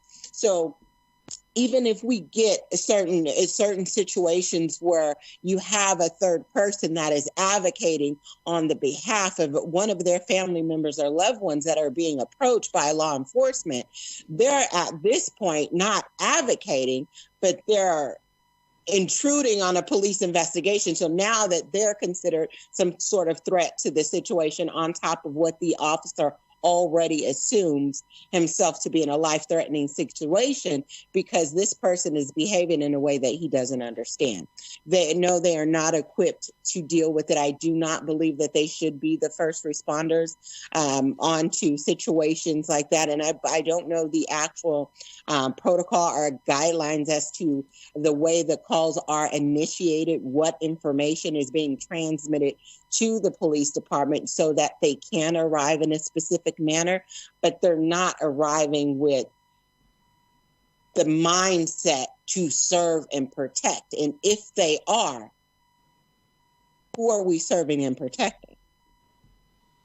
Because 9 times out of 10, when we get these situations, the altercation escalates to a deadly ending before it is diffused by any means. There's too many situations to where we're calling for help, or people are calling for help, and their loved ones are being shot dead in the street with their hands up, and they're running, they're afraid. So there's no assessment there to say, oh, this person had a mental issue or they were suffering from some sort of crisis. 9 times out of 10, they barely see their damn faces, let alone know if they have a weapon on them. So I do not think, I am, as far as a fact, I do not believe that they should be handling this. And for us to go around this term when we talk about qualified immunity, in my eyes, what that seems to me is that's mafia tactics. Either you're a made man or you're not. These officers are made men in the system, and you can't touch them because of qualified immunity. So either it's carried out in court with the complete clear admission of them being totally incompetent or fully admitting their guilt. That's when they'll be prosecuted, or else you handle it in the street. And that's not something that anybody wants to do, but I'm afraid it will get to that point if we continue to have the same results in which we're having today and we've had in the past, years in the past. So my big thing is that there has to be, I don't promote anyone calling 911. I just don't. Something I was trained to do when I was a kid. It's a death sentence now, so I don't do it. I don't teach my kids to do it. I refrain from it by all means. Law enforcement, every time they've entered my life, it's become a disaster. So there has to be, and that's when I always say about govern your communities. There's community leaders that know a lot more of what's going on. This person could be well endowed, and as far as being educated as to how to approach someone who has a mental disability. Because solely what I believe is that we have to, men and women today, someone in the community, someone in the family needs to be able to make it okay again for us to have discussions about mental issues. Because a lot of us hide our issues, our mental issues, schizophrenia, bipolar. We try to mask it in day-to-day events, just dealing, not per se medication. But we try to mask it so much to where it's not talked about. And then we don't know how to help each other if we don't know that this issue exists. So we need to bring it on a broad spectrum as to what issues that are happening in the community, so that law enforcement, if they are called, they know how to approach a situation. But they're not trained to do that, let alone take what I believe is 95% of their job is to, assess and accumulate information. But if they're not even doing that, then these are the results that we get.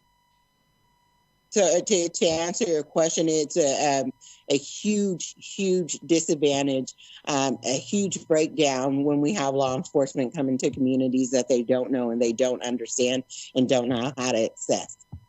So if they're dealing, and we have no idea what kind of officers that are out there themselves with mental disabilities, anger issues, different type of any kind of issues, marijuana, alcohol, whatever the case may be. They're dealing with their own issues. So they can't help us if they can't help themselves.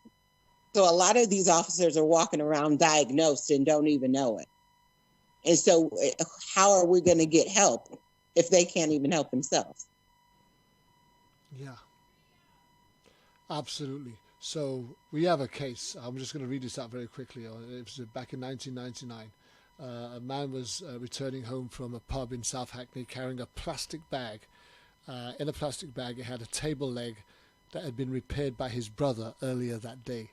Someone phoned the police to report a man with a gun wrapped in a bag, and at the junction of Fremont and Victoria Park Road in South Hackney, close to his home, Inspector Neil Sharman and PC Kevin Fagan, the crew of a Metropolitan Police armed response vehicle, challenged Mr. Stanley from behind.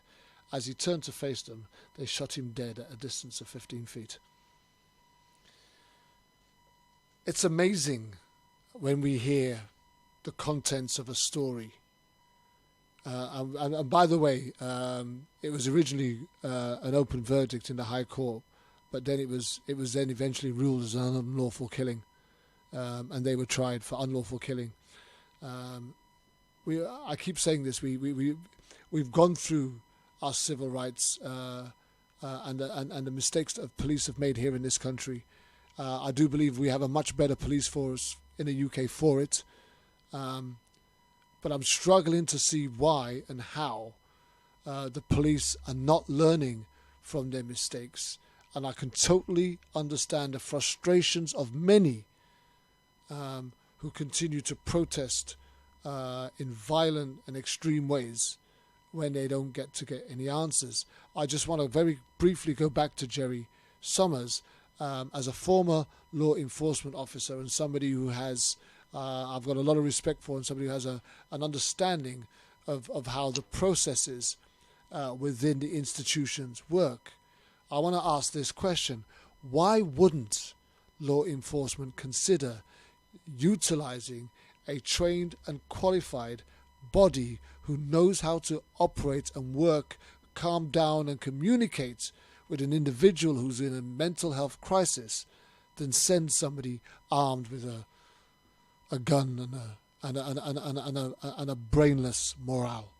I don't know any other way to put it, and I'm really sorry if it comes across as offensive. I don't mean it to be offensive, but when you've got people who are walking down, who are trigger happy, who are not interested in the well-being of an individual or the fact that they might be actually having a mental health crisis, breakdown or whatever, why wouldn't law enforcement consider utilizing, going to first, someone who's more likely to be able to communicate with them at their own level, reducing the risk of harm to them and others? Why wouldn't they, Jerry? Okay, what I say is going to be disturbing to many people. I'm sorry for that, but here's what happens. First of all, if law enforcement were to use somebody that was not a law enforcement perspective, and that person got injured, let's say we have a professional that goes in and the person that's suffering a mental breakdown actually winds up killing them. The first thing that happens is, well, why did law enforcement allow that to happen? And then law enforcement is sued.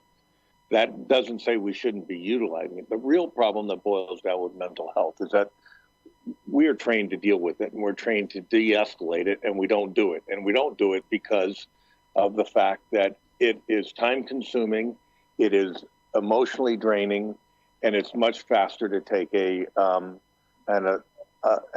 enforcement action than it is to calm the situation down to a resolve. And it's unfortunate because what happens is you're trained in the academy that you have somebody that you know has a mental illness. You need to slow everything down. You need to use conflict resolution skills. You need to start isolating any threats to that person or triggers to that person. and calm it down so you can resolve. And then you get out on the street and your department says, we don't have 4 hours to deal with this guy. Get him in custody, get him into the hospital and let him deal with it. And if he won't go, then force him to go. And that's the exact wrong response to somebody who's having a mental health breakdown. Yeah. The problem is the correct way to do it is handle it much like a hostage negotiation situation, but it takes time and personnel and money, and most agencies do not allow the officers those kind of calls. You have officers that have sometimes 5 to 10 minutes to resolve an issue and move on to the next call, and that's the expectation of them. And to get into a situation that's going to take 3 or 4 hours, you're going to have a supervisor saying, we're not putting up with this crap, deal with it. And that is why you run into the responses that we have to people with mental health issue, is that it's a time-consuming, high resource drain on limited budgets, and the simpler response to that is to force them to do something, and then to couple that with, okay, if it goes wrong and we wind up killing the person, then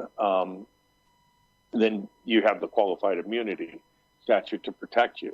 It's a twofold situation. I had a situation where a guy was having a mental health breakdown, and he had threatened his wife with a gun, and he had barricaded himself into a home, and we sat out there for several hours trying to calm him down.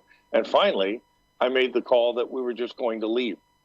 The people in the house were out. He was by himself. He had threatened suicide. We were going to leave and take the risk that he was just going to calm down and resolve it for himself. Now, that's a huge liability on my part, because the fact that had he killed himself, then, it would have been, well, why weren't you doing anything to solve this? Or if it had killed somebody else, why didn't you do something to get him into custody to make sure he wasn't a threat to the general public? The end result is it worked out well in that he did calm down. He went to sleep, and the next day he came in and dealt with it on a logical standpoint. Unfortunately, our system and our judicial system doesn't allow for that kind of error to be made, because let's say he had killed himself, or he had taken a gun and started shooting up the house and a neighbor got shot. I would have been on the hook for that kind of, but I knew that if we'd forced it to go in, we would have wound up killing him. There was no other resolve to that. So we chose to take the effort to back off and let it calm down, and it worked out. Unfortunately, oftentimes we're not allowed that kind of flexibility. And that's where, if you could get it isolated and then get a mental health person that doesn't have to be right in harm's way, but that could communicate with them, we'd probably be better off. I hear what you're saying, Jerry, but I don't totally agree. And I'm going back to the first part as to the reason why they wouldn't allow it. Because first and foremost, yes, it may well be appearing to look like a hostage situation, but we're talking about someone's life. And if they're in the middle of a mental health crisis, a breakdown, it means that they're not communicating information correctly. It means that they're not understanding what's going on for them at this precise moment in time. It's saying that they can't cope with the information that's going around in their brain. They can't make sense of it. It's all muddled. It's all confused, and they just at a state of panic. They can't see how this is going to end, where it's going to go, what they're supposed to do. It's a total position of confusion. Now, when you've got a trained individual, no one's saying that person needs to walk into the house and say, "Here I am. I'm a crisis team member. I'm a cahoots guy, and I'm going to come in and I'm here to rescue you." The attempt can still be made from a distance, whatever that distance might be. The point we're trying to make here is, when you've got an issue where it's a mental health related point of crisis, why can't we use someone who's probably better equipped and knowledgeable, able to, the same way that you'd use in a hostage situation? If somebody had 30 people in a bank you get a guy who you're likely to try and, well, we need, you want some pizza, you want some pizza and some Pepsi Cola, you're going to have to release 4 or 5 guys. You're going to want some sugar to go with that coffee that you got in there. You're going to have to release 1 or 2 more guys.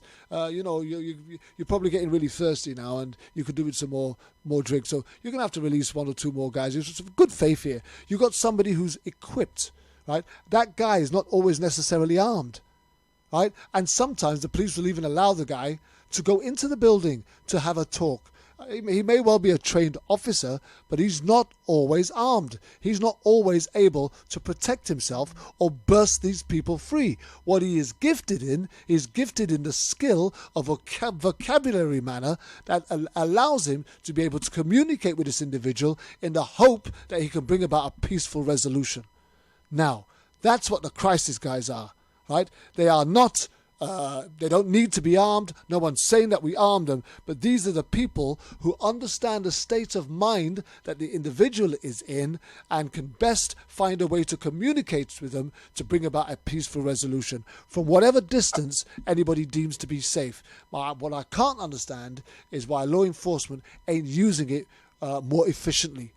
For that purpose, because there are far too many people being shot dead with mental health related issues who are unarmed,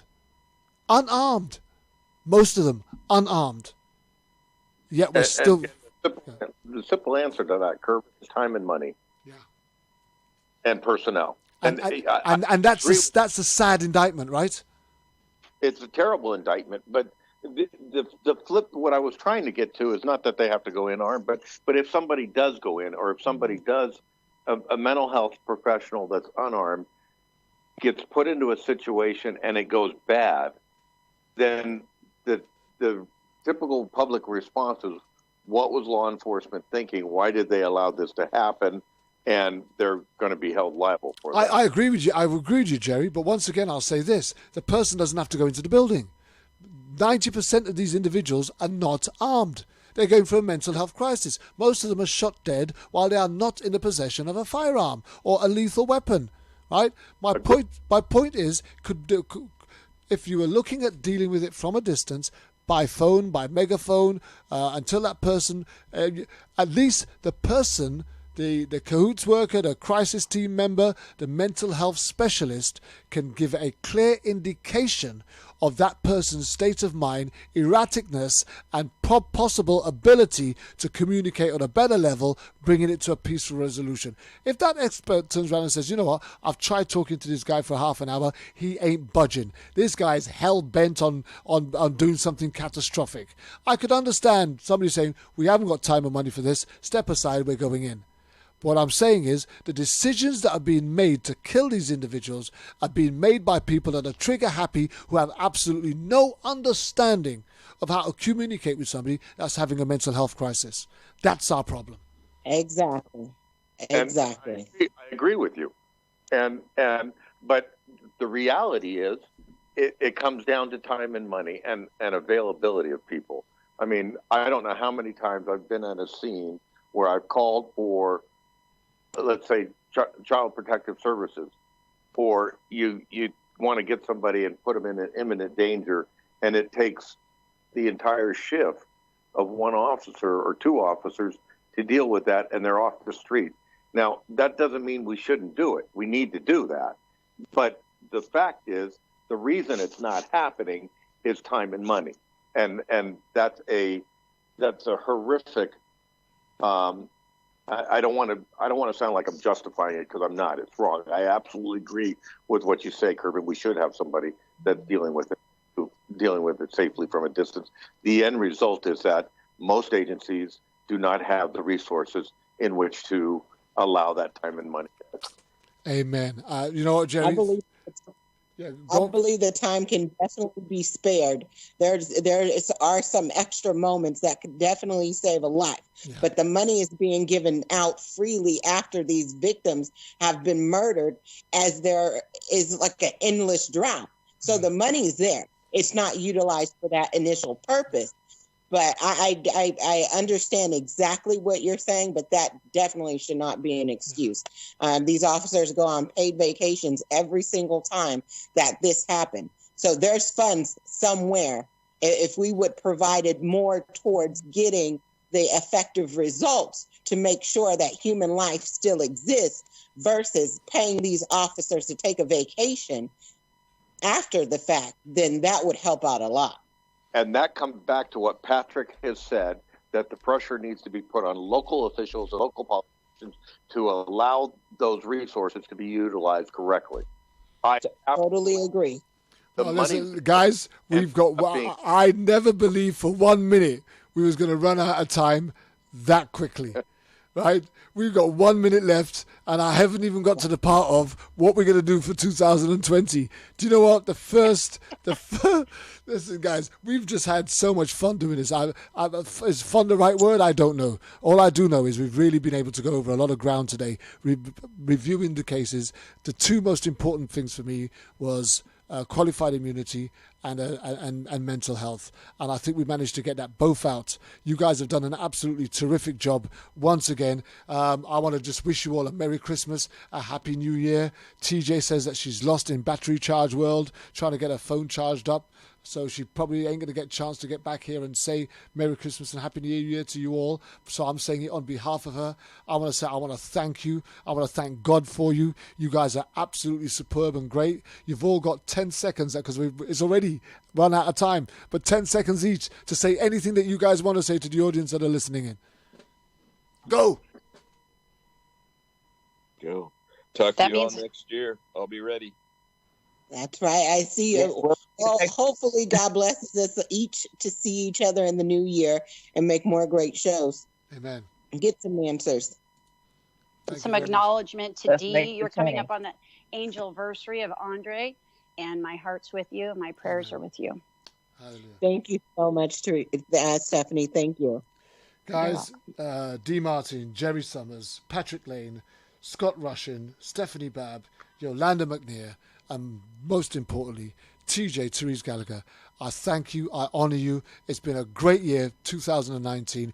Let's roll on 2020, where we start to make some differences, impacting and influencing on some of these things that we've been able to highlight and bring to people's attention. I want to honor you guys and thank you for your commitment and your passion. Well, I just look forward to being with you again in the new year. Merry Christmas. Happy New Year. We are out of here.